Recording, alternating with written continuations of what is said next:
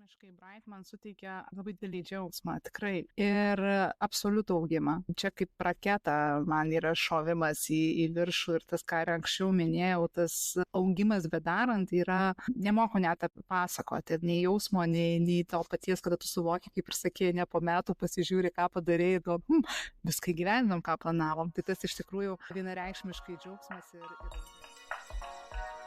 Labas, su tavimi sveikinasi Bright podcastas. Mes esame čia, kad įkvėptumėm. Bright turime tikslą – padėti užaugti 1000 moteriškų verslų pažabojant dirbtinį intelektą. Labas mergina, šiandien kalbame su Birute Karakaite, Bright bendruomenės bendra kūrėja, taip pat dirbtinio intelekto praktikė, brando strategė ir dizainerė. Ir Birutė iš tikrųjų yra nugyvenusi labai įdomų gyvenimą, tai tikrai turi daug ko mums papasakoti šiandien ir pasidalinti apie bendruomenės kūrimo užkulisius. Birutė, prisistatyk, kas tu esi ir papasako, ką tu veiki. Labas visoms mūsų klausančiams. Labas Giedrė, labas Viktorija. Labai smagu būti kitoj barikadų pusėj. Čia taip pasakėjai, yra nugyvenus gyvenimą, dar gyvenu, vis dar viskas klostosi, bet savo profesiniam gal gyvenime šiandien save pristatau būtent, kaip ir minėjai, prekės ženklų strategija, Bright bendrakūrėja ir dirbtinio intelekto praktikė. Taip pat mėgstu užsidėti ir lektorės kepurę. Kažkaip viešas kalbėjimas labai prigijo. Bright net dėl save pavadinčiau, savo suteikiau tokias pareigas projekto vadovė. Bet gyvenime esu turbūt daug paprastesnės tas kepurės dėviu. Esu tiesiog Birutė, esu dukra, esu sesuo, teta, esu mylima moteris ir esu, kaip jau žinot, Belos mama. Tai mano mažo šuniukas. Jo, kaip faina, tiek daug kepurių ir tikrai Bright save esi užėmusi poziciją projektų vadovės. Ir mes kaip visą laiką juokaujam ir sakom, kad jeigu ne Birutė, tai mūsų visos svajonės ir planai net nepatektų į to-do listą ir būtų neįgyvendintos. Tai Birutė yra būtent tas žmogus, kuris Bright bendruomenės užkulisiuose mūsų visas tas svajonės sudeda į realistiškus to-do listus ir ko pasiekoje mes kiekvienų metų pabaigoje pasižiūrime tai, ką padarėm ir gaunasi taip, kad esame įgyvendinusios visus planus, visas savo svajonės pasiekusias ir taip toliau. Tai štai esam labai dėkingos Birutei ir Birutė yra puikia projektų vadovė, jeigu kažkam kažkada reikėtų konsultacijos. O grįžtant prie Birutės, tai Birutė iš tikrųjų, kaip ir Giedrė paminėjo, tavo yra labai spalvinga istorija. Apskritai, tu esi ir sritį pakeitusi, ir meilės emigrantė, ir daug epitetų apie tave galima pasakyti, kurie tiesiog kelia klausimus, kaip, kas, kodėl. Tai norėčiau, kad pasidalintum plačiau, papasakotum savo istoriją, kokia buvo ta kelionė tavo iki Brighto ir kur esi dabar. Labai iš tikrųjų platus klausimas. Pabandysiu kažkaip trumpai, kiek čia pavyks. Tai iš esmės taip, gimiau ir augau Dzūkijos, nuostabiam Dzūkijos krašte, sukilusi iš Lazdijų rajono ir ta pati pradžia, einant į tuos visus profesinius dalykus, atėjus laikui apsispręsti, tai ką vis tik noriu veikti savo gyvenime. Kažkodėl svajojau apie architektūros studijas, nes labai mėgau piešti, lankiau braižybą ir man atrodė, kad tai nuostabi sritis. Todėl pasirinkau visiškai tikslius mokslus, bet kažkur viduj kirbėjo mintis, kad iš manęs visai ir humanitaras galėtų būti, kur negalėjau, tas toksai šiek tiek pasidalinimas, dvi personality atsirado, kur vienas sakė, gal tada dėl viso pikto pasimk istoriją, sustiprinta tuo metu A lygiu, vadinasi, nes gali dar prireikti. Pabaigus mokyklą, žinoma, realybė pasibeldė tas mano duris ir supratau vieną labai aiškų dalyką, kad negausiu valstybės finansuojamos vietos ir kad turiu kažkaip, tai mano šeima neturėjo galimybių finansuoti tiek mano mokslų, tiek mano pragyvenimo. Tai vadinasi, kad turėjau priimti kažkokį sprendimą, kaip tą pačiai padaryti, nes studijos gal prasidėjo tai, kad tas tuo metu tas mentalitetas toks buvo, kad visi eina studijuoti ir kad ir aš turiu eiti studijuoti ir tas profesinis tuo metu ugdymas nebuvo tokiame galbūt lygyje, kaip jis šiandien yra. Pabaigiau vidurinę ir kai sakiau, niekada nevažiuosiu į Vokietiją, nes mokykloje mokinausi vokiečių kalbą ir visą laiką pykau ir sakiau, kad man vokiečių kalbos niekada nereikės. Tai paėmiau ir išvažiavau į Vokietiją, nes mokiausi mokykloje vokiečių kalbą. Ir tai vienintelė buvo užsienio kalba, kurią dar šiek tiek mokėjau ir gebėjau bendrauti. Vokietijoje praleidau porą metų, išmokau kalbą ir užsidirbau pinigų, kad galėčiau bent jau pradėti savo studijas. Ir grįžus į Lietuvą persilaikiau valstybinį kalbos egzaminą užsienio kalbos. Ir tikrai tada mane prabudo humanitaras, kuris suprato, kad architektės iš manęs tikrai nebus ir kad aš noriu stoti į politikos mokslus.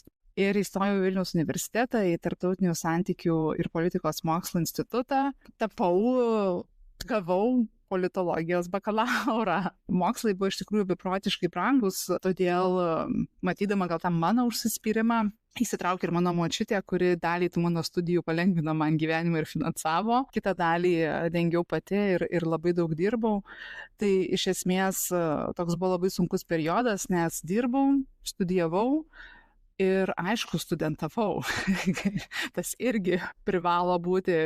Atvažiavau iš tokio kaimo, papuoliau į Vilnių ir atrodė, kad dabar visos man čia galimybės atviros ir panašiai. Todėl, kai jau pradėjau galvoti, kai baigiau bakalaurą ir pradėjau galvoti apie magistrą, iš karto žinau, kad noriu bandyti jėgas užsienį. Labiau, kad jau turėjau patirties gyventi Vokietijoje ir iš karto mano žvilgsnis ir į Vokietiją krypo, nes kalbą moku, kai kuriuose federalinėse žemėse mokslas yra nemokamas ir man tas buvo labai svarbu, nes dar keliarių metų tokių, koks buvo mano bakalauras, aš labai nenorėjau.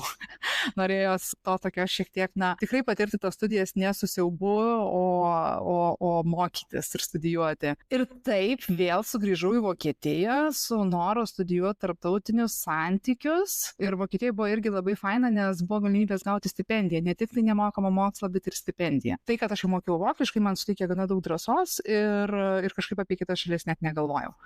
Bet atvykus į Vokietiją, atradau žiūri fainą programą, tai buvo trinacionalinės Europos studijos su 3 magistru ir tos studijos vyko 3 universitetuose, 3 šalyse. Tai Lenkijoje, Vokietijoje ir Prancūzijoje. Problema, kad aš nemokėjau nei anglų, nei prancūzų, o šitos studijos buvo pagrindė anglų kalba ir paskui prancūzų. Ir kažkaip pagalvojau, kad tai būtų visai fantastiškas nuotykis ir proga išmokti ir kalbas, labiau, kad aš anglų nemokėjau, anglus tikrai reikia visame kame. Todėl paskyriau, atsimenu, gal 4 metus mokytis intensyviai šioms kalboms. Taip pat galvoju, išnaudosiu tada produktyviai tą laiką, pasistažuosiu ambasadose, pasižiūrėsiu ir tikrai man tie tarptautiniai santykiai patinka. Ir patirt, ką reiškia dirbti tokį darbą. Išmokau, atsimenu, per 2 metus labai intensyvaus mokymosi laisvai angliškai. O paskui jau pasigerinau vokiečių kalbą, įsilaikiau dar vieną sertifikatą ir tada dar prancūzų pridėjau prie savo viso stažo. Stojau galų gale į magistrą, į nemokamą, gavau finansavimą, gavau Erasmus, gavau stipendiją, aišku, dalinai Vokietijoje, kai buvau ir įsidarbinau, bet buvo žiauriai nuostabios studijos, beprotiškai auginanti patirtis, labai rekomenduoju visiems pabandyti studijuoti užsienį ir užsienio kalbą, nes turėjau galimybę iš arti pamatyti, kaip patirti 3 šalis, patirti 3 švietimo sistemas, vien biurokratiniai dalykai. Mes juokėmės, kad mes turėtumėm gauti ir magistrą biurokratijos, kiek dokumentų reikėjo surinkti. Tai iš tikrųjų buvo labai didelis iššūkis. Tada sekė praktikos atlikimas Briuselį ir galiausiai per Kurk Lietuvą programą po daugybės metų emigracijoje grįžau į Lietuvą. Ir įsidarbinau projektų vadovę. Turiu pasakyti, man asmeniškai buvo labai gera grįžti vėl į namus. Po tiek metų nebuvimo Lietuvoje mane nustebino Vilnius, koks jisai buvo tarptautinis, kitoks, nei kai aš studijavau. Nes kai tu išvažiuoji iš šalies, tu labai daug, nepaisant to, kad aš to ryšio su šalim nepraradau, bet tų kontaktų, tos tinklaveikos, sakykime, jos nebėra. Ir tu, kai nori grįžti, rasti darbą, sakykime, yra labai sunku, nes tavo pažįstamų ratas jau yra gana susiaurėjęs. Tai Kurk Lietuvai atvėrė tas visas galimybės sugrįžti, vėl surasti tuos kontaktus ir panašiai. Tai va, tai tapau projektų vadovė. Ir šitas darbas man tikrai labai labai patiko, bet kažkur viduje vis tiek kirbėjo visą laiką mintis man jau nuo gyvenant Vokietijos laikų, kad aš taip norėčiau dirbti savo. Ir aš mačiau puikių pavyzdžių, kur žmonės dirba savo ir pakeičia profesijas ir iš labai ten nuostabių profesijų, labai tokių prestižinių, pradeda dirbti savo ir jie puikiai jaučiasi ir panašiai. Ir aš galvoju, bet kažkaip gal savo neleidau apie tai labai daug galvoti. Bet pasvajodavau, kad, kada nors, kai jau visos kortos sukris ant stalo tinkamos, tada aš jau pasiryšiu ir sugalvosiu, ką čia man veikti, ką čia man daryti, nes esmė buvo, kad aš nelabai žinau, tai kur aš esu gera.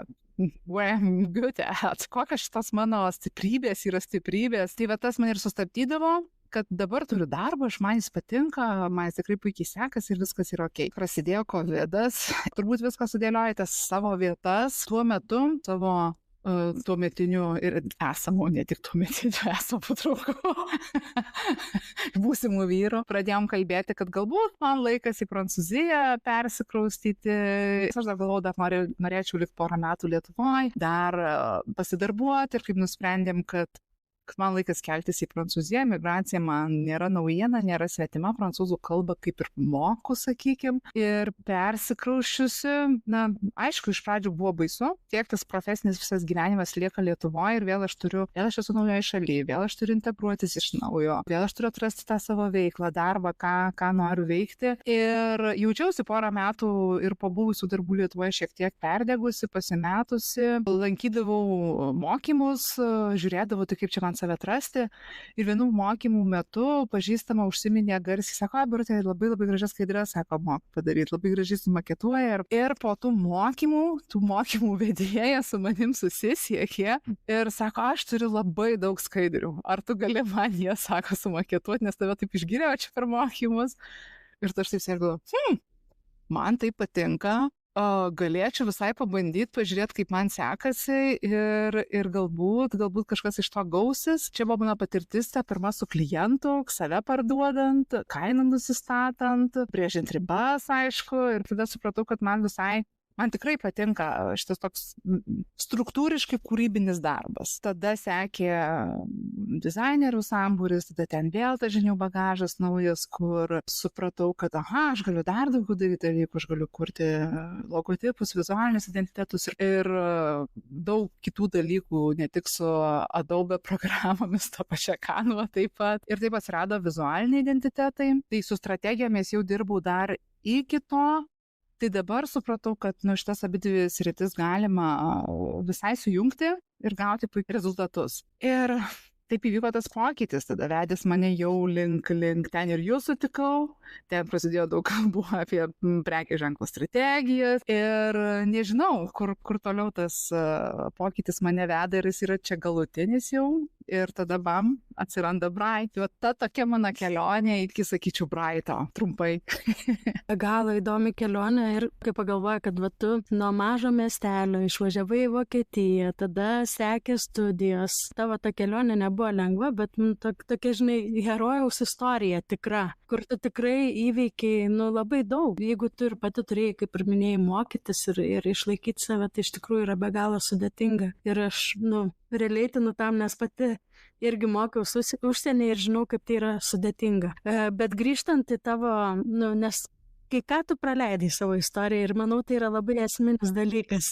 Tu minėjai, kad esi kilusi iš mažo miestelio ir aš tikrai žinau, kad tu ten įgyveninai be galo reikšmingą projektą savo miestelėje. Galbūt gali daugiau papasakoti apie tai. Oi, čia tema, apie kurią galiu kalbėti daug.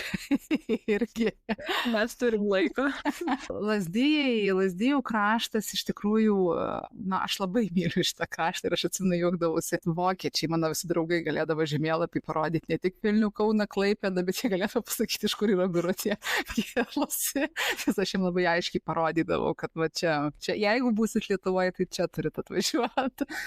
Taip, tai Lazdijuose esu, Lazdijai veža projekto idėjininkė ir iniciatorė ir tai buvo iš tikrųjų labai didelis nuotykis. Ir kaip ir minėjau, Lazdijai man iš tikrųjų labai brangus kraštas ir tos problemos, iki skausmo ir pažįstamos, su kuriomis susiduria tokie rajonai kaip Lazdijai, tie kaimiški rajonai ir ypatingai esantys tolimesniuose regionuose. Todėl, būdama Kurk Lietuvai programos dalimi, savo vadovai sakiau, kad aš labai noriu rotacijos Lazdijuose. Pasibeldžiau į rajono merės duris su idėja.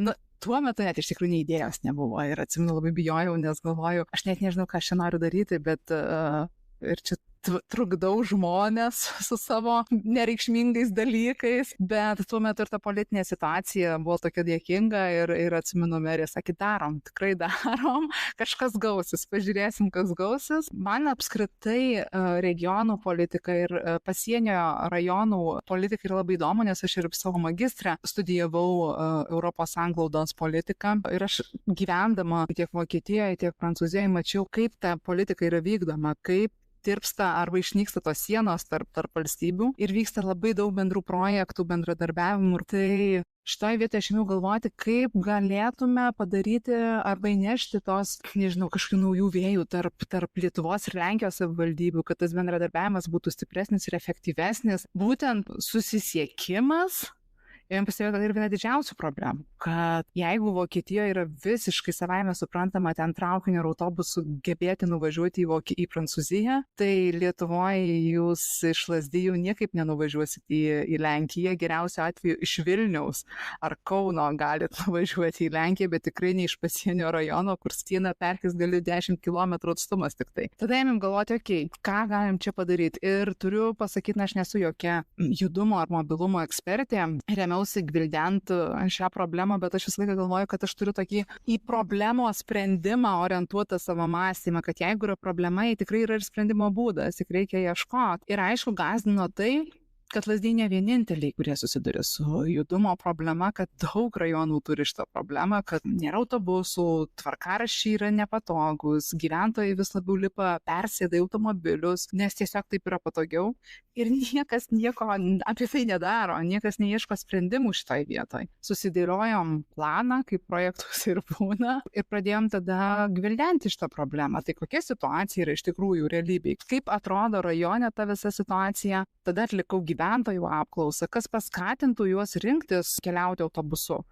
Kas paskatintų atsisakyti automobilio, ką turėtų padaryti savivaldybė ar bendruomenės, kad gyventojai mieliau rinktųsi viešą transporto priemonę į savo automobilį. Ir trečias žingsnis, tada pasižiūrėjom, kaip užsienyje yra sprendžiama šitos problemos, nes Europos 90% dengia kaimiškos vietovės, kalnai, miškai ir dinas ir kitos šaliai susiduria su šitą problemą. Prancūzijoje gyvenu, tikrai matau, kad kalnuotose vietovėse yra tikrai sudėtinga užtikrinti susisiekimą. Tada galvoju, bet jos kažkaip sprendžia tą problemą, kažkoks tai yra sprendimo būdas, vadinasi. Atradom, keletą tų galimų variantų, kas tai galėtų būti, tai sakykime, mažesni automobiliai, kurie nuo durų iki durų aptarnauja gyventojus. Prancūzijoje kalnuose veikia, nežinau, žargoninis tranzavimo mada, kur tu užsiregistruoji programėlę ir pasižiūri, kas važiuoja, sakykime, į tavo norimą miestą ir tave paima, ir tai yra nemokamai, o platformos išlaikymas savivaldybės dengia. Ir aš galvoju, kaip Viktorija dažnai sako, kaip viską sufrankenšteinint šitas visas idėjas į vieną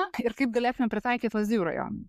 Kas tiktų mums, nes ne viską, ką paimam užsienį, galim imti ir copy-paste padaryti, vis tiek turi pagalvoti apie, yra ten mentaliteto dalykai. Ir paruošiau konceptą, tam tikrą, kur man atrodo visai išsibandyti būtų faina. Ta konceptą pristatėm savivaldybėms, pasienio savivaldybėms, tiek Lietuvoje, tiek Lenkijoje. Taip gimė ta nuo durų iki durų pavėžėjimo idėja. Atsimenu, galiausiai pristatėm aplinkos ministerijai. Užbaigėm tą mūsų pokalbį ir sakau, tai o kada žinosim rezultatą, ar čia mes atrinkti ar nedalyvaut projekte. Ir tai sakom, tai čia 2-3 dienų bėgi mes jums paskambinsim.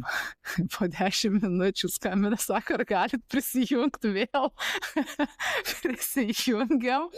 Sako, tai žinokit, viskas okei, mes norim, kad jūs būtumėt partneriai su mumis kartu. Tai aš jau tada, kur Lietuvai nebedirbau, jau savanoriškais pagrindais padėjau savivaldybei, nes vis tiek aš visą konceptą ruošiau, aš žinojau, kas ir kaip, tai aš padėjau savivaldybei paruošti tą projektą, su aplinkos ministerija glaudžiai bendradarbiavom, sudėliojom visą, sakykime, ten finansinį biudžetą. Ir galiausiai, gal po metų laiko, atėjo atsakymas, kad gavom ES finansavimą pilotiniam projektui, daugiau nei 600 000 eurų atėjo investicijų ir savivaldybė įsigijo 3 elektromobilius, infrastruktūrą, tai yra pakrovimo stoteles 2 įsirengė, aplikaciją pasidarė, svetainę, skambučių centrą ir kartu kaip partneris dar paraišką teikė ir Punsko valsčius Lenkijoje. Tai jie taip pat gavo finansavimą įsigyti vienam elektromobiliui, vieną pakrovimo stotelę, man atrodo. Tai toks buvo projektas, labai prasmingas, sakyčiau, ir man pačiai, kaip lazdijietė, kaip to krašto gyventoja, aš nelaikau savęs emigrantė, aš vis tiek save kažkaip laikau Lazdijų krašto gyventoja. Tai buvo labai toks mielas širdžiai ir šiandien, kai matau tos automobiliukus pravažiuojančius, tai visą laiką taip savo širdį pasidžiaugiu ir galvoju, kaip fainai, kad žmonės veža. Tai likusi jau projekto įgyvendinimą, visus pirkimus ir taip toliau jau darė savivaldybė. Aš tik sukūriau dar pavadinimą Lazdijai veža, sukūriau vizualinį identitetą ir padovanojau jo. Šiandien gyventojai džiaugiasi nemokama, už tai tikrai savivaldybei labai ačiū, kad jie padarė nemokamą šitą paslaugą. Džiaugiasi nemokama susisiekimo paslauga nuo durų iki durų. Žiūrėjau, buvo geras jausmas, atsimenu, paskambino viena moteris ir labai dėkojo ir sakė, kad čia pats geriausias projektas Lazdijų istorijoje, koks galėjo būti. Tai man labai faina, nes iš tikrųjų ta problema yra iki skausmos gili ir nepajudinama, atrodo kaip, nežinau, puntuko akmuo, bet pasirodo, kad galima rasti sprendimą.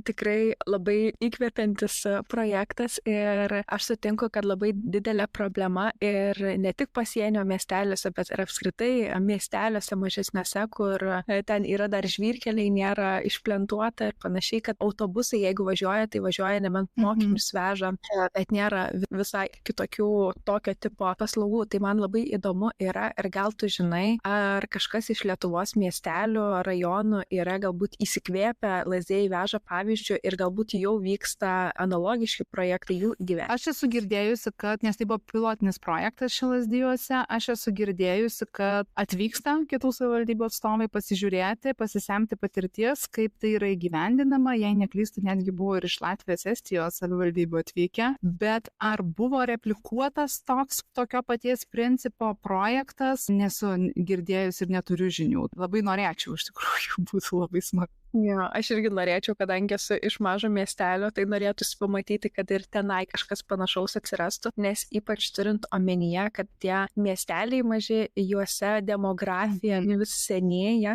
yra sudėtingiau vyresnio amžiaus žmonėms veikti dalykus ar gauti pagalbą. Bet ir ne tik seniems žmonėms, ir mokyklų mažėja, ir tos mokyklos pasidaro rajono centruose, ir, aišku, yra tie autobusiukai, bet o ką po mokyklos daryti, žinai, nesinori gyvenimą. Sakykime, arba, tarkim, ir mes pačios, aš neturėjau automobilio, aš grįždavau iš Vilniaus ir aš įstrigdavau rajono centre, nes jeigu mano mama dirba, manęs negali atvažiuoti pasimti, mano broliai irgi kažką veikia, tai aš turiu skambinti draugų, prašyti arba laukti labai ilgai, kol kažkas atsilaisvins ir atvažiuos manęs pasimti apie 10 km iki mano jau kaimelio. Ir tai nėra faina, kada ir ypatingai, jeigu nori, kad jaunimas grįžtų į tuos rajonus ir panašiai, tai nėra jie tada tokie patrauklus.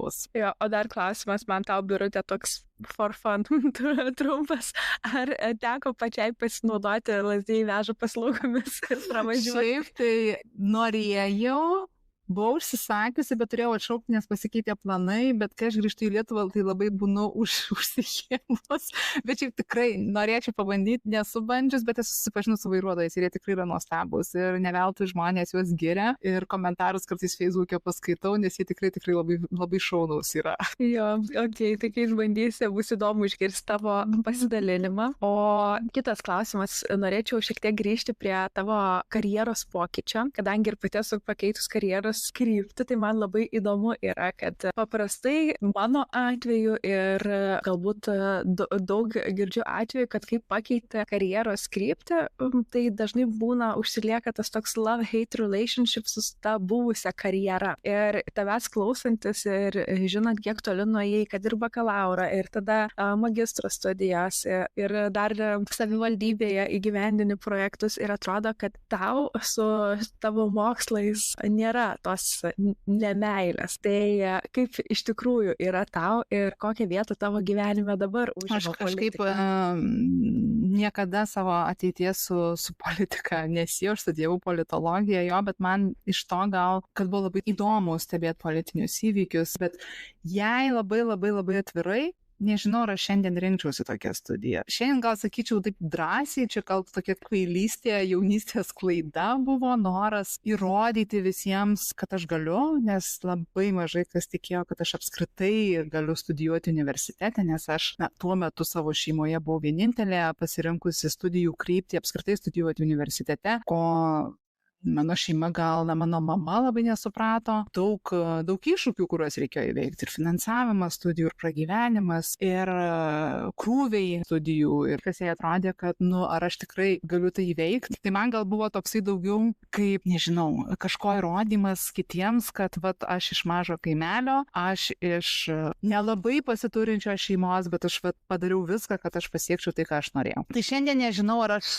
mano visai kitaip mąstymas pasikeitęs, mano mąstymas apie tai, ir tai aš nežinau, ar aš tai rinkčiausi. Tuo metu net niekas nepatarė, nebuvo mokykloje galbūt kas patartų tinkamai profesiniais klausimais, tu tiesiog pats spręsdavai, tai kas čia būsi, kur tu eisi ir panašiai, kai dabar vis tiek kviečiasi tam tikrų profesijų atstovus papasakoti apie tai, ką jie veikia, kaip tas darbas vyksta ir panašiai, tai anksčiau to nebuvo, bent jau mano mokykloje nebuvo. Tai aš tokia buvau pasimetusi turbūt, o politika man apskritai labai rūpi kaip pats valstybės dalykas ir procesas, ir sakyčiau, iš to daugiau pilietiškumo, tai mano pilietiškumo išraiška, nes tiesiog politika visą gyvenimą mane lydėjo. Mano tėtis priklausė partijai, mano šeimoje buvo labai daug apie tai kalbama, o su mano močiutė mes labai daug diskutuodami, mes nuo vaikystės vaikai, labai puikiai žinojom ir kas yra prezidentas, ir kas yra premjeras, ir Seimo narius tam tikrus procesus, kaip valstybė gal valdoma, nes su mumis būdavo apie tai labai daug kalbama. Ir šiandien mes su broliais, sesė jų antrom pusėm tikrai daug diskutuojam, aptariam visus politinius įvykius, esam gana, sakyčiau, aktyvi šeima, visus vyriausybės priimamus, gal ne visus, bet vis tiek tam tikrus įvykius ir vyriausybės priimamus sprendimus tikrai tarpusavį diskutuojam, pasiginčinam ir kaip ir visur. Ir nežinau, aš kažkaip tai daugiau kaip tokia, kaip ir sakau, pilietinė išraiška politiką laikau savo gyvenime. Gal daugiau man magistro studijos atnešė tos tokios krypties ir vėliau darbas kur Lietuvai, tai aš labiau save laikau projektų vadovė. Ir jeigu reikėtų tą turėti love-hate relationship, tai aš turbūt su šita profesija save siečiau daugiau, ir čia daugiau yra love relationship. Man tikrai patiko projektų valdymas. Aš gana neblogai su stresu tvarkausi, o ten jo tikrai netrūksta. Ir man patiko šitas darbas, man patiko jo visa complexity, visas tas sudėtingumas ir kai tu nuo idėjos, nuo vizijos kažkokios išgvildeni tam tikrus žingsnius ir įgyvendini, iš tikrųjų atrodo labai įdomus. Iš esmės, aš gal net visai, jeigu galimybės leistų, ir dabar dirbčiau tą darbą, bet kaip ir minėjau, kažkur viduje vis tiek tai man nesuteikė tos tokios laisvės, tos, kurios aš norėjau laisvės, kad tą būtent suteikė laisvadarbystė, vizualinių identitetų kūrimas, tas mano asmeninio prekės ženklo vystymas, kad ir tai yra irgi vizualiniai identitetai, yra mini projektai, kuriuos reikia suvaldyti. Tai aš kaip ir jaučiausi savo tą potencialą čia irgi darbinanti, bet ir išlaisvinanti savo tą kūrybinę pusę, nes kažkaip studijuodama gal politologiją, nužudžiau tą kūrybinę savo dalį.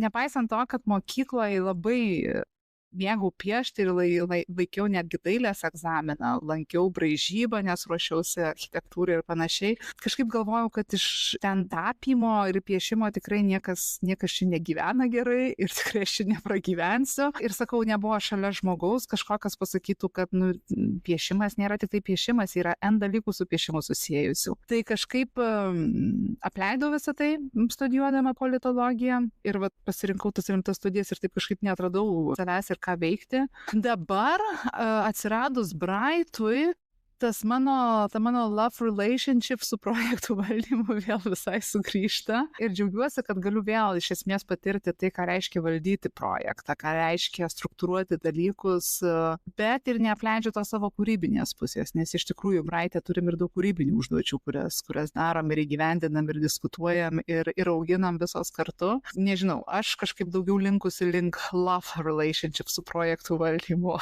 Rūta, įvardinčiau kaip Bright architektė projektų, nes iš tikrųjų, man besiklausant tavęs, dabar kažkaip viskas susidėlioja į lentynėlės. Atrodo, nesvarbu, ką tu mokais, vis tiek gyvenimas priveda tave prie tų dalykų, kuriuos tu mėgsti, tai yra natūrali tikriausiai ta trauka, kur tave traukia ir tu vis tiek eini link tų kūrybiškų dalykų. Nes ką mes dabar darom Bright'e, tai yra visiška kūryba. Kūryba, mano nuomonė, nėra tik tai piešimas, kūryba yra ir tas pats projektų valdymas. Taip, visiškai sutinku. Ir aš dar turiu vieną klausimą, Birute. Minėjai, kad šiandien galbūt politikos nesirinktum, bet galbūt esi pagalvojusi, kad jeigu tą sprendimą darytum šiandien, kokias studijas rinktumėsi šiandien? Labai geras klausimas. Pasidarė tave. Gyvenimo žmogum kalbėjom apie tai, ką veikčiau, jeigu galėčiau pakartoti. Ir jeigu atvirai, aš vis tiek esu pasimetusi, galbūt aš eičiau turbūt į verslo valdymą, galvočiau apie tai, daugiau produkto kūrimo kažkoks valdymas ir verslo valdymas. Galbūt kas būtų labiau apčiuopiama, nes politikos mokslai buvo toks dalykas, kad aš niekada niekam nesugebėdavau paaiškinti, ką aš veiksiu, kai aš juos baigsiu, nes aš pati niekada nežinodavau. Ir mes studijuodami patys, atsimenu, visi juokdavomės, kad, tai jeigu per studentavimo kokį nors vakarėlį sakydavom, tai pakelkim taures už tai, kad nežinom, ką veiksim, kai baigsim ir kad niekam nesugebam paaiškinti, kuo mes būsim.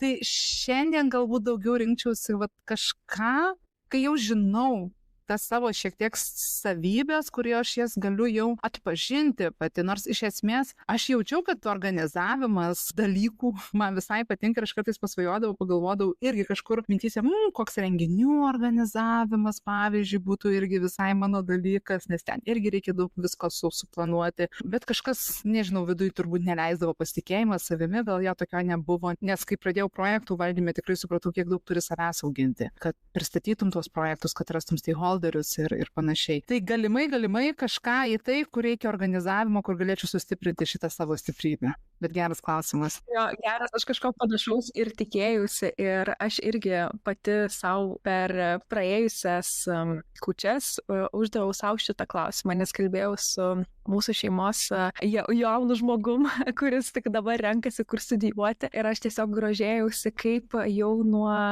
mokykloje žino, kokios yra specialybės, aplankius ten ir universitetus per porą metų ir viską, ir išsigvildenusi, kokios yra programos ir renkasi taip atsakingai 2 metus į priekį, galvoja, įdomisi, renkasi, kur stoti. Ir aš tada, bekalbėdama su jie, irgi pagalvojau, o kur aš stočiau, jeigu stočiau iš naujo ir turėčiau šitas žinias, kur turiu dabar, bent jau kažkiek. Tai aš irgi galvojau, kad aš turbūt rinkčiausi verslą, tarptautinį verslą, galbūt rinkodarą, marketingą šalia.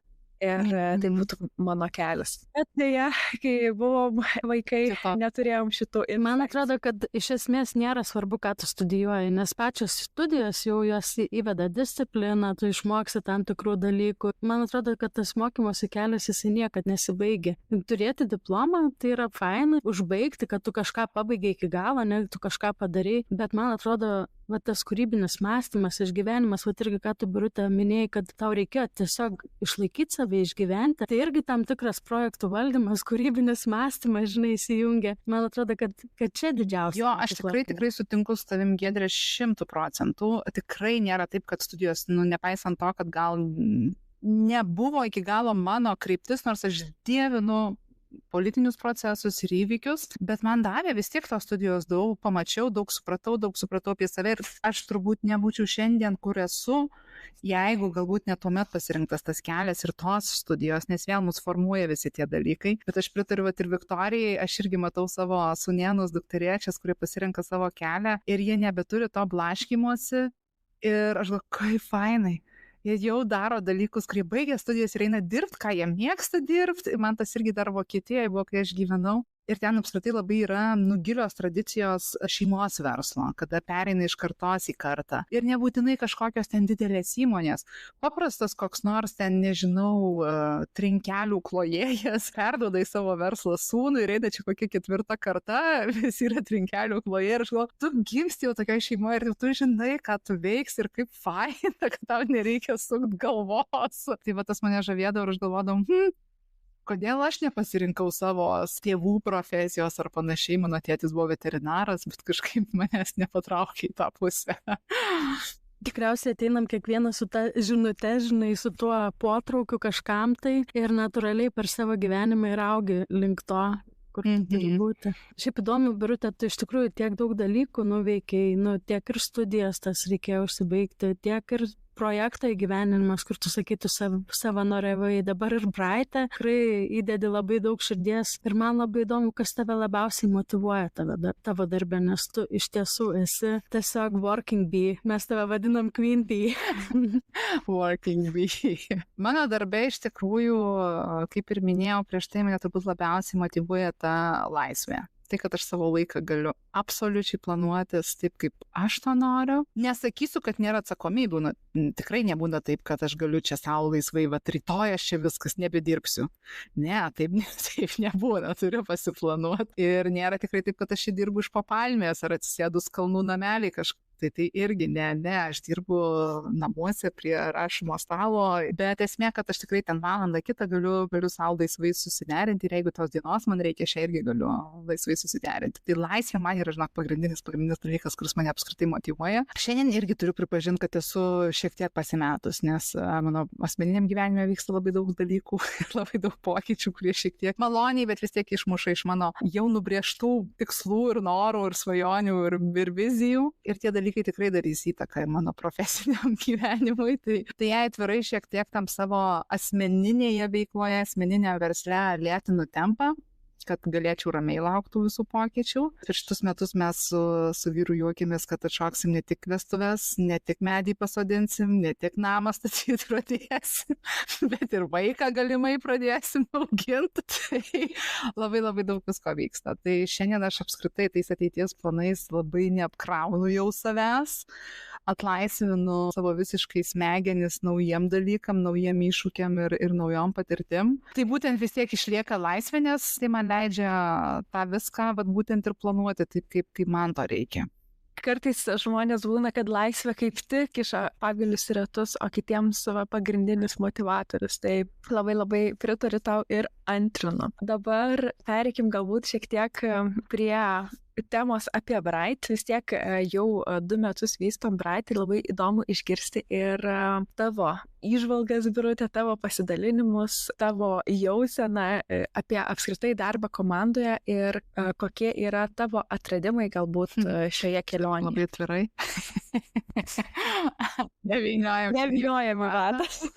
Man tai yra viena įdomiausių kelionių su visais amerikietiškais kalneliais, galiu pasakyti. Tikrai smagi patirtis ir atradimai. Ir vienas tų didžiausių atradimų, jog pasirodo moku dirbti komandai, ko tikrai niekada nemaniau. Ir nemaniau, kad taip kada nors bus. Aš esu toks visiškas vienišis ir vienišas vilkas, nepaisant to, kad esu ekstravertė, bet kas liečia darbus, dažniausiai produktyviausia esu viena. Tai čia man buvo maks atradimas, kad jo, aš galiu dirbti su kitais žmonėm ir mes nesusipykstam. Tai pasitvirtinau irgi dar kartą, kad vis tik projektų valdymas man yra tikrai labai įdomi sritis ir aš tą moku ir jaučiuosi mokanti. Didelis turbūt irgi atradimas suvokti, koks tas milžiniškas augimas vyksta, kai darai dalykus, o ne teoriškai galvoji, kad gal būtų faina daryti, bet dar čia reikia pasiskaityti, dar čia reikia pasimokyti, dar reikia pasikaučint, bet iš tikrųjų, kai darai, ir šitie būtent beveik 2 metai aš suvokiu, kiek daug aš visko išmokau, kiek daug aš visko supratau ir iš tų pačių klaidų, kurias padarėm, kiek daug visko galime išmokti. Tai jeigu reikėtų taip trumpai vardinti, tai būtent darbas komandoj, dar kartą pasitvirtinimas, kad projektų valdymas mano sritis, kad augimas vyksta bedarant dalykus, o ne dar už vienų kursų, dar vienų mokymų ir panašiai slepiasi. Labai geras pastebėjimas, kad dažnai mes įkliūvam į tuos spastus, kad reikia viską žinoti, reikia iki galo išgvildenti, tobulai padaryti ir tik tada bus galima startuoti, bet apskritai Brightas nuo pirmos dienos yra tas pavyzdys, kur tiesiog darom čia ir dabar, per vieną naktį pasileidžiam, o paskui jau galvosim, ką daryti, kaip su tuo gyventi. Tai ir iki šiol galvojau, kaip su tuo gyventi po to vieno spontaniško pasielgimo. Bet jeigu nebūtų to spontaniško poelgio tada prieš porą metų, kažin ar mes būtumėm apskritai startavusios ir kaip tas Bright konceptas atrodytų. Kartais negali suplanuoti tokių dalykų, tik tiesiog ateina dalykas ir tu turi šokti ant to arklio ir bėgti su juo ir tada žiūrėti, kaip iš to išsivartyti. Man atrodo, kad čia irgi tada gaunas didžiausias pamokas, mano nuomonė. Bet šiaip, Birute, tu kažkada, aš atsimenu, mes ir pradžiai, kai kalbėjom, tu užtvirtinai, kad man darbas komandoje, tai aš nesu komandos žmogus, įdomu, kaip per tos 2 metus tavo požiūris pasikeitė ir ką tu išmokai. Jo, aš šitą labai dažnai visiems sakiau. Iš karto perspėju, kad aš nesu team playeris visiškai. Ir man mokykla jau kada mokytoja pasakydavo, kad dabar bus darbas grupėse, viskas. Aš jau heitinau tą mokytoją, tą pamoką ir aš norėdavau išeiti, nes aš galvoju, Dieve. Bet čia mano gal asmeniniai dalykai yra, kad aš pati per daug prisimdavau dalykų daryti ir dažniausiai viena pati tuos projektus pasidarydavau ir dar galiausiai, kad dažnai ateini su bernais grupiai būni ir tada jie sako, tai tu čia vis tiek viską padaryti, dabar dar ir pristatyk. Todėl aš tokia jaučiuosi atsakinga dabar ir turiu padaryti. Ir gal nuo to man yra tas atėjęs, kad darbas grupės yra labai neefektyvus ir nesąmonė ir geriausia, kai visi dirbam po vieną ir tada pristatom savo rezultatus ir viskas. Ir todėl aš dažniausiai dirbdavau viena, man labai sunku būdavo su kitais žmonėmis dirbti, bet požiūris gal pasikeitė taip, kad supratau, čia turbūt yra irgi svarbu atkreipti į tai, kokiom savybėm pasižymė komandos nariai. Vis tiek mes visi turim savo tuos personality dalykus, kažkokius biolaukus ir panašiai. Kada tu esi, gal tai ir nuostabus specialistas, bet tiesiog jūs kartu nesat a match, tai ir nevyksta dalykai. Ir atsimenu, kai dirbome Kurk Lietuvai, mes darėmės, turbūt žinot, disk testą. Ir tada man atėjo suvokimas, kad aš ne su visais tiesiog žmonėm galiu dirbti ir man reikia atrasti tuos, su kuriais aš galėčiau dirbti. Ir tada viskas visai neblogai gaunasi.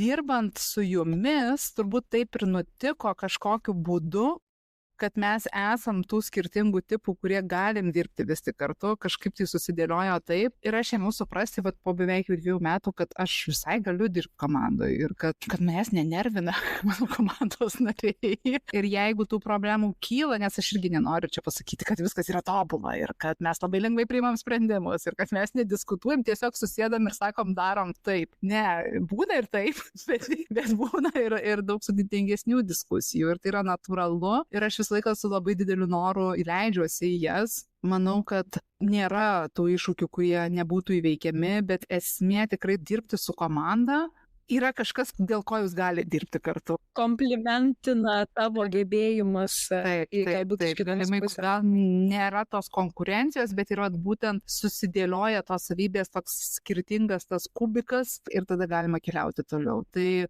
aš sakau, man pasikeitė, kad vis tik aš galiu būti team playeris, bet su sutinkama komanda.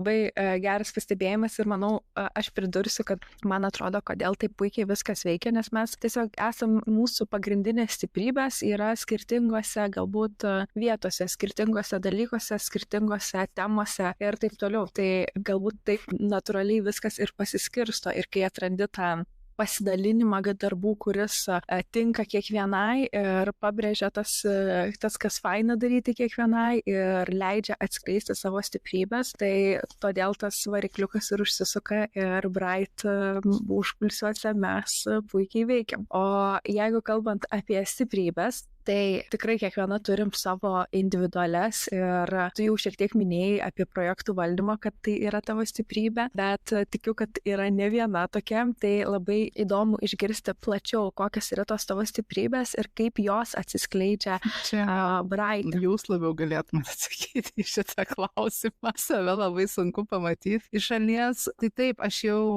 įvardinau turbūt tą savo gebėjimą planuoti, struktūruoti dalykus, tvarkyti buhalteriją buhalteriai, nes Viktorija sakė, jeigu jai reikėtų, dabar paspoilinsiu. Aš taip džiaugiuosi, kad tu, Birutė, šitą darai, nes jeigu man reikėtų daryti, aš išeičiau.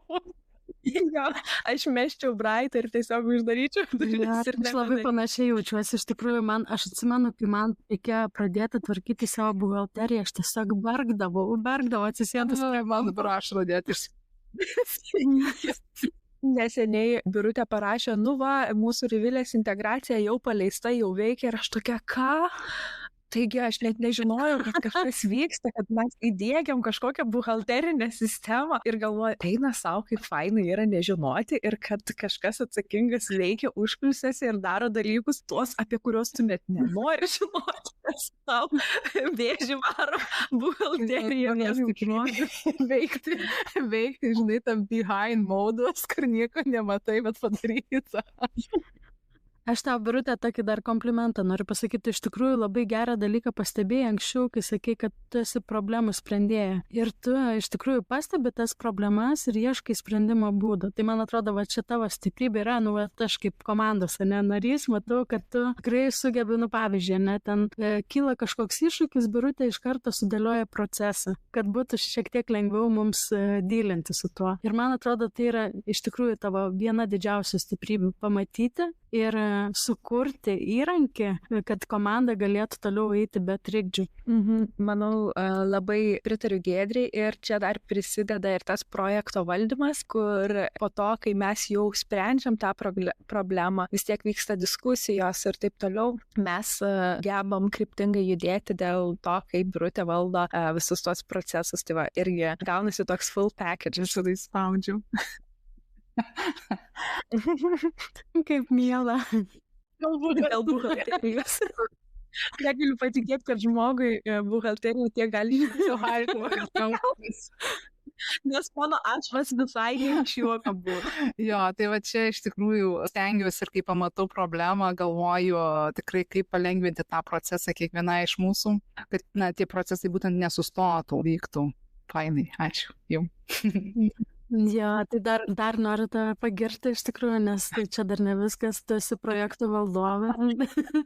Iš tiesų, su tavim dirbau ne prie vieno projekto, teko dirbti ir prie didesnio projekto, kurį įgyvendinama šiais metais. Ir tu minėjai, kad planavimas, toksai kaip įgūdis tavo buvo įgytas. Ta prasme, kad tu neturėjai to natūraliai savyje ir kad buvai gan chaotiška, kas man buvo labai keista. Tai va, papasako, kaip tu atėjai link to projektų valdymo ir laiko planavimo. Aš net ne viską galiu čia pasakoti iš savo buvusio gyvenimo. Juokauju. Buvau visiškai žmogus chaosas, labai dažnai šitą frazę naudoju apibūdinti save ir kas mane iš ankstesnių laikų pažįsta, tikrai prisimena, kad aš buvau žmogus, kuris visada vėluoja, kad aš nieko laiku nespėdavau padaryti, kad aš apskritai nelabai užbaigdavau, ką pradėdavau daryti, gal dėl to mano šeima nelabai manė, kad aš galiu studijuoti. Galimai irgi galėtų būti šitas dalykas. Ir puikus pavyzdys, aš dažnai pateikiu jį, kad aš kai rašiau savo bakalaurą, Tai aš įrašiau iki pačios paskutinės minutės, kol jį priduoti reikėjo. Tai galima įsivaizduoti, koks stebuklas yra, kad aš apskritai baigiau, nes ten buvo daug klaidų palikta, daug taipinimo klaidų, visiškai nespėjau peržiūrėti. Bet, čia natūraliai turbūt ateina iš kur tu pats ateini. Niekada manęs niekas šeimoje to nemokino, mes neturėjom kažkokio režimo, aš esu vaikas iš tų laikų, kur mes augom ir tu, Giedrė, tikrai prisiminsi su raktais ant kaklo, kur viskas patys spręsdavom, ką darysim, kaip darysim ir savo laiką susiplanuodavom patys. Daug, manau, ir tai prisidėjo ir tai, jog turėjau pati užtikrinti savo pragyvenimą, tai vėlgi, būdama gana jauna, užsidirbau pinigus ir aš nelabai mokėjau su jais tvarkytis, tai buvo labai natūraliai, tada kyla daug chaos, turiu dar daugiau dirbti, tai atima dar daugiau laiko ir gal buvau irgi tokia labai nepasitikinti savim, nes aš iš kaimo, nes aš tik kaimo mokyklą baigiau, aš atėjau į Vilnių studijuoti, visi laisvai kalba angliškai, visi iš licėjų Vilniaus, Kauno ir panašiai, o aš iš kažkur Lazdijų ir toks kaimo vaikas. Tai turbūt labai tas viskas susidėjo į tą vieną katilą. Ir nebuvo aplinkų žmonių, kuriuos aš būčiau norėjusi sekti, ar kurie man būtų kaip pavyzdys, ir kas būtų mane, kaip liaudiškai tariant, paprotintų. Nes kai tai sako tėvai, ar kad čia tau jau laikas dabar susijimti, tu čia turi žiūrėti, tu čia turi susitvarkyti ir panašiai. Kiek mes norim to klausyti. Natūralu, kad nes jie nieko nesupranta ir jie nieko nežino, nes ne tau čia reikės už studijas pačiai mokėti, ne tau čia reikia pragyventi, žinai, ir panašiai. Tai aš toks jam maištinga dar plius siela buvau. Planavimas į mano gyvenimą atėjo, kai aš pradėjau gyventi Vokietijoje. Ir iš tikrųjų labai stipriai mane paveikė vokiečių mentalitetas, kadangi aš kalbėjau vokiškai, tai aplink mano visa aplinka buvo vokiška. Ir aš turėjau jau, sakykime, kai atvažiavau studijuoti su tikslu, aš turėjau labai tą aiškę svajonę, kad tą tikslą gale kažkur horizonte, kad tai turi būti studijos. Ir kai tu turi aišku tikslą, kai tu žinai, ko tu nori pasiekti, tada natūraliai suvoki ir visus iššūkius. Tai jeigu aš noriu studijuoti šitas trigubą šitą magistrą, bet aš nemoku anglų, nemoku prancūzų, o jų reikia stojimui, turbūt reikia kažkokią irgi turėti finansinę pagalbę, tai aš turiu užsidirbti dar pinigų, nepaisant to, kad mokslai nieko nekainuoja, bet aš turbūt studijuodama gal nelabai galėsiu dirbti ir stipendijos man gali neužtekti, aš turiu pasirūpinti ir tą finansinę pagalbę ir puikiai supratau, kad, birutė chaosas tikrai šito neįveiks niekaip jokiais būdais, kad turiu pradėti kažkaip keisti savo gyvenimo būdą. Žingsnis po žingsnio aš pradėjau mokytis, pirmiausia, valdyti savo pinigus. Nes čia kažkaip pirmiausia pamačiau problemą, kad aš viską, ką uždirbu, aš viską ir išleidžiu tiesiog. Ir galvoju, ne, tai šitaip tai tu niekada nesitaupysi pinigų. Ir aš tuo metu dirbau labai fainai šeimoje, jų namuose. Ir mano tas, nežinau, kaip šefas, pavadinti vadovas, buvo labai geras. Ir mes labai gerai su juo sutarėm. Jis man buvo pavyzdys labai didelis, kaip savo gyvenimą susitvarkyti. Ir jis man negailėdavo ten savo pamokų, laiko, paaiškinimų ir taip toliau. Tai pirmiausiai pradėjau nuo savo pinigų. Tada pradėjau nuo savo laiko, nes natūraliai, kai tu imi užtikrinti finansus ir kad tos išlaidos nebūtų didesnės nei tavo pajamos, tada atsiranda ir laiko. Tada ėmiau savo energiją tausoti, labai konkrečiai paskirstyti, kur tas mano laikas turi eiti, kad čia tokiom pamokom, laisvalaikis, draugai ir galiausiai pasiekiau tai, ko aš norėjau. Aš įstojau į savo norimą magistrą. Savo magistrą, jau lyginant su bakalauro, visą iščiustintą, pridaviau dar 2 savaitės iki deadline'o, jau viskas buvo ten sutikrinta, stilistika, klaidos ir visa kita. Ir iš esmės aš jau mėgavausi tų procesų, rašymo procesu, daug išmokau ir be jokio absoliučiai jokio streso. Tada man atėjo suvokimas, baigus mano studijas, kad planavimas iš tikrųjų kuria stebuklus ir išlaisvina, o ne kažkaip tai tave uždaro į rėmus, kur tu nieko niekada jau negalėsi pakeisti. Jeigu taip suplanavai, tai negali keisti krypties. Tai yra visiškai netiesa. Tu tikrai gali keisti ją, bet turi aiškiai žinoti, į kokią tą kitą kryptį tu nori keisti tą savo kelią. Tai va šitoj vietoj iš visiškai chaoso aš tapau, planuojantis žmogus, yra kur pasitempt. Bet iš esmės man atėjo suvokimas, kad tai atneša daug daugiau, net jeigu ne visada pavyksta, aš žinau, kad aš tai darau be streso, be didelio kažkokio streso. Iš tikrųjų labai įkvepianti istorija, girdint, kad aš, pavyzdžiui, asmeniškai visada maniau, kad, aš jau tokia esu, antiplanuotoja. Ir čia viskas, aš pasmerkta esu, bet pasirodo, kad Birutė yra puikus to pavyzdys, kaip galima išmokti įnešti tą savo struktūrą į savo gyvenimą ir išmokti planavimo ir taip pakeisti realiai outcomes, mažiau streso gyvenime turėti ir pasiekti dalykų, kurių norisi. Tai labai fainas pavyzdys yra Birutė, bet galima matyti, kai Birutė labai dažnai daro iš tikrųjų ir dirbtuves, ir mokymus apie planavimą, ir kitos moteris pas mus veda mokymus šiomis temomis, nes tai iš tikrųjų, kuriant verslą, yra pagrindas, tu be planavimo nieko nepadarysi, reikia planuoti, bet ką mes matome tokią tendenciją, kad ta neapykanta planavimui yra labai gaji ir tikrai mažiausi skaičiai moterų prisijungia visuomet į tokias dirbtuves, į tokius mokymus ir tiesiog galbūt irgi gyvena tą mintim, aš čia nesu planuotoja, galbūt niekada neišmoks, nes tai buvo mano atmazas, kur aš irgi sakydavau, žmonės gimsta tokie, tiesiog jais netampa, ar tau turi įkast planuotojas? Ir gal žmonėm atrodo, kad kaip tik, tas planavimas, tai nuo ko tu bėgai iš savo darbo, dabar bėgi, tą planavimą ir tave pribos kažkaip jisai, nors iš tikrųjų tai yra visiškai atvirkščiai. Ir galbūt atrodo, kad tas planavimas yra tas dalykas, kas padarys veiklą ar verslą, kuri nebe tokį smagų, atims tą džiaugsmą veiklos, bet iš tikrųjų atima labai daug streso. Tai tikiuosi visos, kurios klausotės šio pokalbio su Birute, įsikvėpsit Birutės istoriją, pavyzdžiui, ir nebepraleisit mokymų, dirbtuvių ir panašiai apie planavimą, kad ir jūs savo verslą galėtumėt varyti į priekį taip, kaip mes su Birutės pagalba varom į priekį Braitą ir kad galėtumėt turėti mažiau streso. Ir pavyzdžiui, kad tik dėl planavimo aš nežinau, kad Rivilė yra diegiama mūsų bendruomeniai. Tai kas nenorėtumėt tokio gyvenimo, meskite mane akmenį.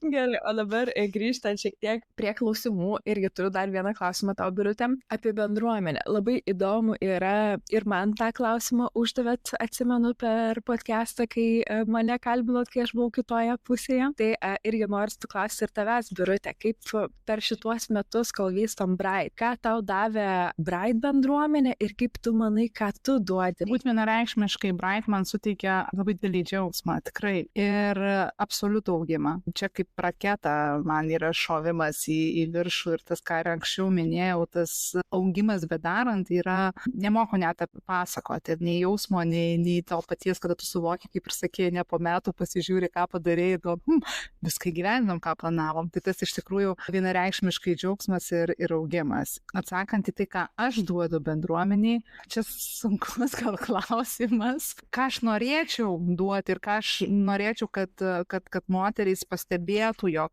manau, kad duodu. Tai turbūt irgi tas ateinantis iš mano tų stiprybių, tai aiškumas ir lengvumas, turbūt įkvėpimas kiekvienai moteriai, kuri vysto savo veiklą ar verslą ir susiduria su tam tikrais iššūkiais, nes su jais tikrai visos susiduriam ir kurie jie atrodo neįveikiami tą akimirką, tai kad jie jaustų ir žinotų, kad yra viskas padaroma. Apskritai viskas yra bijoma, natūralu, bet padarom. Ir kai mes susitinkam per mastermind susitikimus, man atrodo, kad čia labiausiai tas išiškėja, kai mes dalinamės ir savo patirtim, ir kaip moteris dalinasi savo iššūkiais, ir tu supranti, kad tu jau perėjai tam tikrus dalykus ir gali pasidalinti jais su kitomis, ir kai jos sako, išeina su tuo, kad man dabar aišku, man dabar daug lengviau, man dabar suprantama, kaip spręsti tą problemą ir panašiai. Tai man atrodo, gal bandau žiūrėti per tą prizmę ir norėčiau, kad tą bendruomenė matytų, nes labai dažnai būna taip, papasakosiu istoriją, kai dirbom Kurk Lietuvai ir mes dirbom mažomis grupėmis, komandomis ir dirbom skirtingose ministerijose ir visą laiką atrodydavo, kad tavo projektui sekasi blogiausiai, kad visi kiti tai varo ten į susitikimus, pristatinėja ministram, o tu čia vos pavažiuoji, nieko tu čia nepadarai. Ir tada mano idėja buvo, kad davai darom visą laiką ketvirtadieniais after worką, susitinkam pasibėdavot. ir labai prigijo šitą tradiciją ir mes visą laiką ketvirtadieniais kur nors Vilniuje susitikdavom, kas galėdavo, susitikdavom prie alaus bokalo ir daimdavai suprast, kad visiems labai blogai sekasi. Ir tas labai motyvuodavo, ne todėl, kad jiems nesiseka, bet todėl, kad tu suprasdavai, kad tu nesi tas vienas nevykėlis, kuriam tu manai, kad nesiseka, bet iš tikrųjų tais iššūkiais visi mes susidarėm ir per juos perlipam, vėlgi kitų iššūkių ir panašiai. Tai vat, kad nebūtų, kad tas aiškumas būtų, kad visi sėdim toje pačioje valtyje. Tai Birute, visgi kas tave įkvėpia Brightų verslo vystyme? Man pirmiausiai turbūt į galvą šauna vienas žodis, tai istorijos, kokiais pasiekimais būna pasidalina mūsų narės. Aš mėgstu apskritai darbą su žmonėm ir ypatingai, kai yra ambicijos, kai yra drąsos augti, tai tuomet ir pati jaučiu, kad augu, o tai man atrodo natūraliai yra svarbiausia bet kurioje veikloje, kad ir ką tu bedarytum, ta drąsa augti ir ambicija. Mane tikrai labai stipriai įkvėpia, kada moterys pasidalina, kad pasižiūrėjo mūsų kursą, pasižiūrėjo mūsų mokymus, dalyvavo dirbtuvės ir įveikė kažkokį savo iššūkį, kuris leido joms pasiekti tam tikrus dalykus ir augti. Aš irgi galiu prie to prisidėti. Visą laiką labai smagu yra, kai esi tokioje aplinkoje, kur yra ambicinga ir tu matai, kaip kiti žmonės auga ir natūraliai tai įkvėpia ir tave kažkokį žingsnį savo versle daryti ir žengti drąsiai. Nors ir esi planuotoja, Birute, ir atrodo, kad viską turėtum tobulai planuoti, bet aš vis tiek surizikuosiu paklausti ir man yra labai smalsu, kaip tau sekasi apskritai suderinti savo asmeninio prekės ženklo vystymą, darbą su klientais, Bright vystymą, mokymų vedimą, asmeninį gyvenimą, šuniuko auginimą ir visus dalykus, kurių yra pilnas tavo gyvenimas. Tai kaip sekasi visą suderinti ir ar atrandi tą work-life balance vadinamą? Tikrai būna visko. Tikrai nesakysiu, kad viskas labai paprasta ir tikrai dar turiu kur mokytis, nėra to galutinio taško, kur gali savo ramiai sakyti, kad aš čia viskas susidėlio ir man viskas puikiai einasi. Tai ne. Darbas savo man yra apskritai nauja patirtis, paisant to, kad jau keletą metų tą darau ir tikrai būna visokių dienų, būna gal laikotarpiai, neatsakyčiau, yra laikotarpiai, kuriuose viskas puikiai sukrenta ir sugula, būna laikotarpiai, kada šiek tiek to darbo daugiau, bet tiesiog aš suvokiu, kad jo yra šį sezoną, ten koks pavasario sezonas, jo yra tiesiog daugiau ir aš tą priimu kaip tokį dalyką, bet tada suprantu, kad vasarą leisiu savo, sakykime, to laisvesnio laiko daugiau ir neapsiimsiu kažkokių projektų, kurie užimtų mano laiką, tai iš esmės stengiuosi išlaikyti fokusą į keletą dalykų, nemėgstu daryti daug vienu metu, šiuo metu šiek tiek to nepavyksta išlaikyti, labai daug turiu dalykų, kuriuos reikia susifokusuoti, bet esmė tame, kad tiesiog vystant savo veiklą atsiranda labai didelė puokštė tų įvairių baimių, kurias reikia įveikti. Ir apskritai, man atrodo, tas veiklos vystymas yra neatsiejamas ir nuo savęs auginimo, nes tikrai labai daug reikia perlipti per save, tai gaunasi toks dvigubas darbas, į kurį reikia fokusuotis. Todėl, kaip ir sakiau, ir mes Bright'e, kaip darom, kai aš sakau, maks 3 dalykai, į ką fokusuojamės ir gyvendinam tuos gerai, negu daug dalykų pradedam ir neįgyvendinam. Tai ir savo asmeniniai veikloj stengiuosi turėti maksimaliai galbūt 3 dalykus ir fokusą kreipti tik į juos. Asmeniniam gyvenime lygiai taip pačiai. Turiu tam tikrus dalykus, į kuriuos skiriu savo fokusą ir neperkrauti jų. Ir kada jaučiu, kad nes vis tiek stengiasi savo kūną išgirsti ir suprasti, ir kada jaučiu, kad jau yra šiek tiek per daug, tada laikas jau sustoti arba mažinti kažką dienai, 2 savaitai, kažkaip pasistumdyti dalykus, nes kaip tu, Viktorija, gal dažnai neoperuojame šį žmonių, širdies operacijų nedarom, tikrai niekas nenumirs. O klientai dažniausiai, nors vieną kartą esu per savo gyvenimą parašęs visiems klientams ir pasakius, kad aš susirgau ir aš nebūsiu kokią savaitę darbe ir aš tikrai nedeliverinsiu savo projektų, kuriuos pažadėjau. Ir viskas buvo gerai ir nesugriuvo pasaulis ir mano klientai visi pasidžiaugė, kad pranešiau. Ir jie visi prašė sveik, viskas ok, jokių problemų. Tai va tas džiugina, kad kartais reikia vėlgi, kai jauti, kad jau per daug, nebijot to pripažinti savo, nebūtent misis viską galiu padaryti, net ir su temperatūra ir bėgančia nosim ir skaudančia gerklę, bet pripažinti savo, kad aš sergu, aš parašysiu visiems laiškus ir niekas nesugrius. Ir man atrodo, kad labai sunku yra pripažinti, kad sergi tada, kai vystai savo verslą, kai dirbi savo, tada atrodo, kad tu negali sirgti ir kad nors ir sergi, vis tiek dirbi. Bent jau mano yra tokia realybė. Tai reikia išmokti tą pripažinti. Iš tikrųjų, paantrinsiu tą Viktoriją, iš tikrųjų labai yra sunku kartais sustoti ir klausantis tavęs, Birute, tikrai labai įsikvėpiu ir galvoju, visi tie, kai tu nesustoji, savęs nesustabdai, vis tiek prie gero nenuveda, tad geriau sustoti, pailsėti. Vis tiek kažkur sustabdo tave vėliau pats tas, žinai, visas dalykas, vienokiu ir kitokiu būdu, ar tai sveikata, ar tai kažkas. Taip, o dabar pakalbėkim Braito aktualiausią temą apie dirbtinį intelektą. Įdomu, kokia tu pati kaip žmogus, ar tu tokiu, aš tave pažįstu, aišku, žinau, kad tu labai žingeidi ir kad tu tikrai naudoji dirbtinį intelektą įrankius, bet įdomu, ir kaip tu panaudoji, kur savo procesuose naudoji. Vienareikšmiškai tikrai smalsumas mane veda į tą dirbtinio intelekto pasaulį, bet ir nesu ta, kuri turi, sakykime, FOMO, kuriai reikia viską būtinai išbandyti, kuri bijo, kad jeigu kažko nepabandys, tai viskas čia jau praleisiu svarbiausius dalykus, tai ne, aš turbūt labiau mėgaujuosi tuo joy of missing out. Man patinka išjungti telefoną, man patinka išjungti kompiuterį savaitgalį ir tikrai nesigilinti į tai, kas vyksta aplinkui, nes tie informacijos srautai yra tokie milžiniški ir tų naujovių yra tiek daug, kad kartais tikrai išsiurbia visas jėgas, energiją, panašiai. Aš mėgstu investuoti laiką, kad gerai valdyti, sakykime, pabandau įrankį, man jis patinka, aš matau panaudojimo galimybės, aš mėgstu investuoti laiką, kad tą įrankį gerai valdyčiau ir tada juo naudotis. Tai aš nemėgstu labai šokinėti, kad čia šitas labai geras, o šitas labai fainas ir šitą reikėtų pabandyti, bet nepaisant to vis tiek esu linkusi prisiliesti prie naujų įrankių, nes sustoti vietoje irgi negali, turi šiek tiek tą ant pulso laikyti pirštą, tą pulsavimą jaust, bet tikrai stačia galva nepulti, kad yra ChatGPT, bet dabar, kai atsirado DeepSeek, aš net ilgą laiką nesupratau, kad jis atsirado, tai paskui jau matyti, nes tiesiog man toks geras yra ChatGPT, kad kol jis nepadarė klaidos rimtos, dėl ko aš galėčiau nusigręžti nuo jo, tai aš ir neieškau kažko dar geresnio.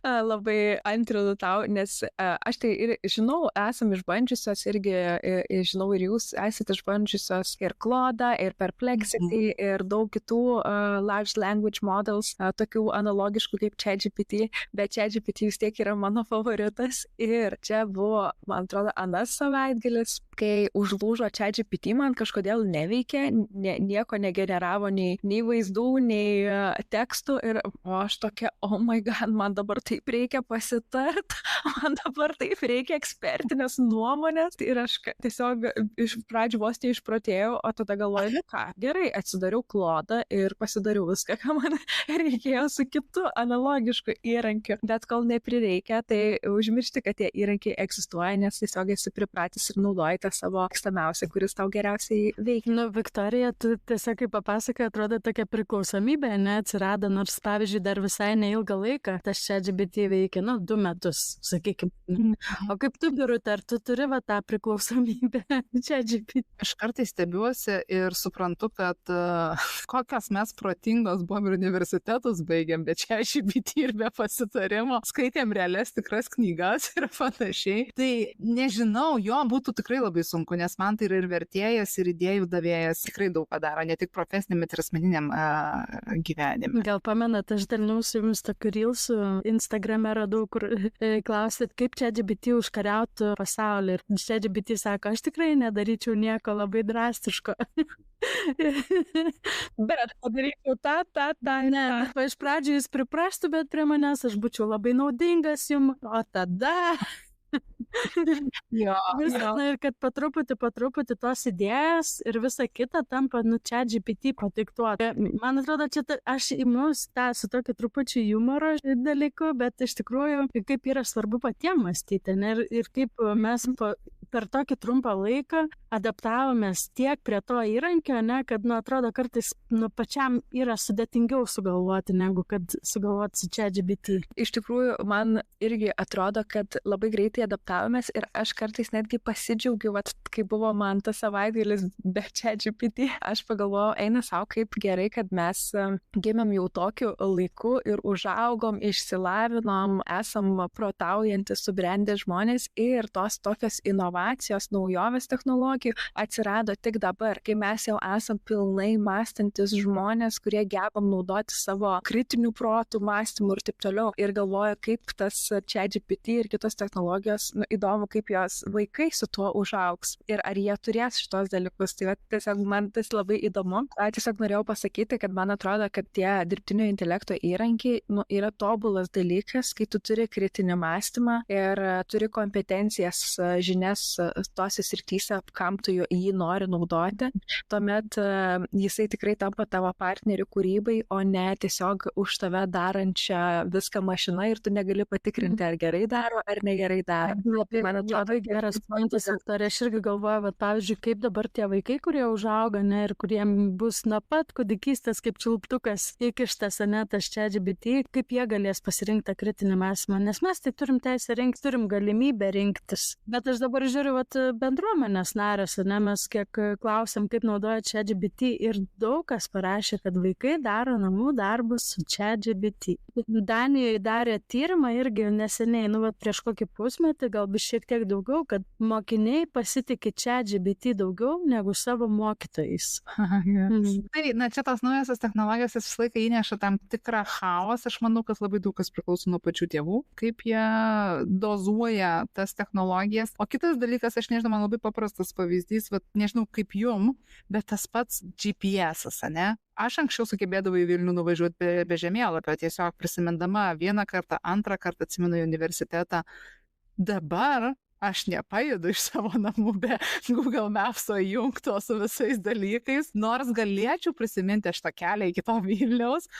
Bet o kam? Kam čia man dabar vargintis? Ir aš visur ir visada, ir čia Prancūzijoje, kai važiuoju, pas mane visą laiką yra įjungtas Google Maps'as, kad aš galėčiau nuvažiuoti iš taško A į tašką B, be didelių kažkokių nukreipimų į šoną. Anksčiau būdavo ir pasiklystų, tai ką, pasivažinėjau po miestą, dar geriau jį pažinstu. Šiaip įdomus tyrimas buvo, žinai, su London Cabs ruotojais, kurie, ten jie viską žino. Ta prasme, žino kiekvieną keliuką ir užkelia mintinai. Ir sako, kad jų smegenis tiek ant tiek yra išsivystę, žinai, jie mato visiškai kitaip dalykus. Tai labai įdomu, žinai, kad mes, kai save challenge'inam, mes pradedam, bet kai įjungiam tą automatizmą ir išsijungia tam tikros dalis. Bet vėlgi čia, man atrodo, yra tas geras galbūt dalykas, kad tu gali su technologijų pagalba kažkuriuose vietose savęs nechallenge'inti ir tuomet atlaisvinti savo smegenis kažkam kitam, kur tau galbūt naudingiau challenge'inti, išmokti kažką naujo ir taip toliau. Nes kai visur save challenge'ini, tiesiog pervargsti galbūt ir galbūt tai ne visiems yra aktualu. Ir dar aš pagalvojau dėl to priklausomybės klausimo. Tai kol kas atrodo, kad, ChatGPT porą metų taip jau naudojamės, tikrai viskas yra amazing ir nepakeičiamas partneris ir tikrai pajaučiau stresą, kai savaitgaliu jo nebuvo, bet galvoju, dar nėra taip kol kas, kad jeigu jo neliktų, aš po šiek tiek paliūdėjimo, išverkimo, tuštumos pajutimo, kad negalėčiau išgyventi, kol tie toksinai priklausomybės paliks mano kūną ir vėl grįšiu į normalų gyvenimą. Bet tai yra tik 2 metai. Kas bus vėliau, sunku pasakyti, tai gali būti, kad negebėsim gyventi kaip ir be GPS. Nes aš, pavyzdžiui, netgi Vilniaus senamiesčio gatvelėmis nežinau iki galo, kur nueisiu, be GPS. Tai tikrai padaro savo technologijas, tai reikia irgi mokėti su saiku naudotis ir išlaikyti tą savo kritinį mąstymą turbūt. O grįžtant prie klausimų Birutei, aš turiu klausimą irgi. Jeigu reikėtų įvardinti top 3 įrankius, kuriuos manai, kad kiekvienas verslas, kiekviena verslo kūrėja turėtų naudoti dirbtinio intelekto įrankius, kokius įvardintų? Vėlgi, visi verslai yra tikrai labai unikalūs ir skirtingi ir jiems nebūtinai bus tie įrankiai aktualūs, kurie man yra labai aktualūs, šis labai priklauso nuo poreikių, bet jau mano must 3 įrankiai, tai jo, mūsų jau aptartas ChatGPT, man atrodo, yra visiškai neatsiejamas, nes ten visos galimybės slepiasi. Tas būtent su asistentu jau geresnioji ta versija, sakykime. Tada Canva mano yra kasdienis įrankis ir Google Workspace'as paskutiniu metu, ypač kalendorius, tai su juo man yra naudojama visas mano planavimas, mano susitikimai ir ten mano toks jau antras gyvenimas. Tikrai Google Workspace yra nuostabus nuostabi vieta ir mes tik tai neseniai perėjom su Brightu prie to planavimo ir tikrai man labai patinka, kaip dabar sudėliota sistema ir kaip viskas paprasta ir vienoj vietoj. Tai papasakok plačiau, kam tu naudoja tos 3 įrankius, na, pavyzdžiui, ChatGPT, kam Canva. ChatGPT tai apskritai mano yra visas idėjininkas dabar, kažkas šauna į galvą ir einu tikrai pasitarti, pasigeneruoti tam tikrų dalykų. Tekstam, projektam, renginiam, dirbtuvėm planuoti, struktūrai susidėlioti, tiesiog save kartais netgi irgi pačelendžint, aš paprašau įvertinti mano idėjas, kaip jis sudėliotų tam tikras struktūras, o man tai yra ypatingai asistentus, kai apsimokiau, na, platus tas spektras, viskas ten vyksta. Canva yra daugiau, žinoma, vizualų kūrimui, kam yra skirta ir mane labai žavi patraukli kaina ir galimybės, nes dėka Canvos, nežinau, kada Photoshopą buvo atsidariusi, turbūt labai seniai, gal praeitais metais, nes viską pasidarau, ką man reikia Canvoje, bet ten irgi taip pat komunikacijai naudoju ir labai daug brainstorminimui, struktūravimui ir mūsų visi Brighto dalykai pirmiausiai brainstorminam idėjas Canvoje, tada tik tai keliaujam jau į švaraščius ir išsigryninam iki galo. Workshopam įvairiem ir su klientais, kai darom, tai Canva tikrai irgi pasitelkiu tam, ypač jos funkcija whiteboard'ą, man ten labai labai patinka, labai daug vietos, galima įplėstis į visas pusės, kiek tik tai nori ir brainstorminti. Ir mano minėtas Google Workspace'as, tai jo, ten gyvena ir mano biznis, ir Brightas ten gyvena, ypatingai, kaip ir minėjau, kalendorius, tai ten visi sudėlioti mano susitikimai, mano užduotis, visi taskai iš tikslų perkelti ir išsmulkinti mažai žingsneliais, ką turiu įgyvendinti, ką turiu padaryti, ten taip pat klientai rezervuoja laiką konsultacijoms, pažintiniams pokalbiams ir panašiai. Pagrindinis turbūt būtų kalendorius, jeigu taip pat iš Google Workspace'o.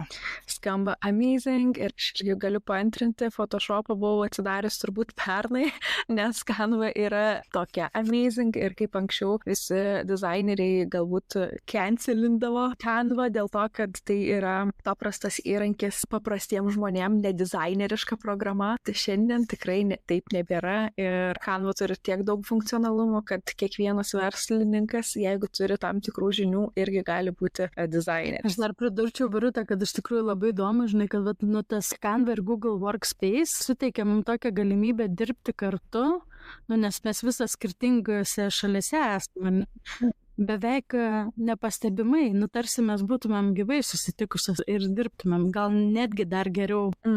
Yra didesnis fokusas, tai tikrai, šitie 2 įrankiai yra toks superpower. Pritariu tau visiškai, Giedre. Na ir ką, priartėjom prie pabaigos, tai Birute, pabaigoje kaip visą laiką užduodam savo viešnioms klausimą, prašymą palinkėti kažką mūsų klausančioms moterims, kurios jau vysto savo verslą arba dar tik ketina pradėti. Tai koks šiandien būtų tavo palinkėjimas? O mano palinkėjimas tai būtų iš tikrųjų nebijot bandyti, bet ir nenert stačia galva. Vis tik bent jau tą minimalų planą, tokį kaip savo žemėlapį turėti, jog nepasiklystumėt visame motyvacijos trūkumo ir savęs lyginimo su kitais liūne. Tiesiog tai leis suvokti, tai kur aš startuoju, kuo aš noriu būti ir kur esu pakeliui bekeliaudama. Tai tikrai nuoširdžiai. Drąsa, bet nestačia galva nuo daugiau aukščio šokti. Labai gražus ir labai geras palinkėjimas ir iš tikrųjų pasižiūrėjus į mūsų praeitį, kai mes įkūrėm praeitį, mes šokom ir stačia galva, ir drąsiai, ir panašiai. Tai Birute nerekomenduoja vis dėlto taip drąsiai. Galima ir taip, bet žinai, tai dažniausiai labai kainuoja sveikatos, apsidaužom bekrisdami, visi nubrozdinimai ir taip toliau, tai kad to išvengti šiek tiek mini pagalvytę, kad turėti. Taip, tai aš irgi labai pritariu. Ir ką, tai ačiū labai Birute už tokį įkvepiantį pokalbį, už tokį gražų pasidalinimą apie tai, ką tu mąstai apie Brightą, apie darbą komandoje, kad pasidalinai savo istoriją ir jinai tikrai yra labai įkvepianti ir žinant, iš kur tu atėjai, kaip visko sekėjai, kuo tapai per visą tą laiką, iš tikrųjų yra fenomenalu. Tikiu, kad šita Birutės istorija ir pasidalinimas pasidalinimas gali būti įkvėpimu daugumai ir aš, nors asmeniškai jau žinojau Birutės istoriją skersai išilgai, atrodo, šiandien vis tiek jaučiuosi nepaprastai įsikvėpusi. Tikiuosi ir jūs, klausant šito pokalbio, jaučiatės taip pat. Tai ačiū labai, Birutė, dar kartelį. O kaip visuomet, pabaigoje pokalbio pristatom ir ko gali tikėtis mūsų kitame podcast'o epizode. Tai sekančiam pokalbėje mes kalbinsim irgi savo bendruomenės narę Mantę, kuri yra socialinių tinklų specialistė, gyvenanti šiuo metu Turkijoje, bet naršanti pasaulį skersai išilgai, keliaujanti su savo vyru, kuris yra krepšininkas ir freelancinanti jau keletą metų, vystanti savo veiklą ir dirbanti taipogi komandoje. Tai bus labai įdomu pasiklausyti apie jos patirtis dirbant su klientais, apie jos asmeninio prekės ženklo vystymo kelionę ir to veiklos vystymą, dirbant Lietuvos rinkoje, bet gyvenant užsienyje ir tai darant nuotoliu. Tai bus tikrai irgi dar viena istorija, kur galima bus susitapatinti ir įsikvėpti. Jeigu išklausai iki galo, jeigu patiko pokalbis ir jauti, kad surezonavo, būtinai paspausk patinka, pasidalink, pasek mūsų kanalą ir susitinkam kitame podcast'e. Iki. Iki. Ačiū. Iki.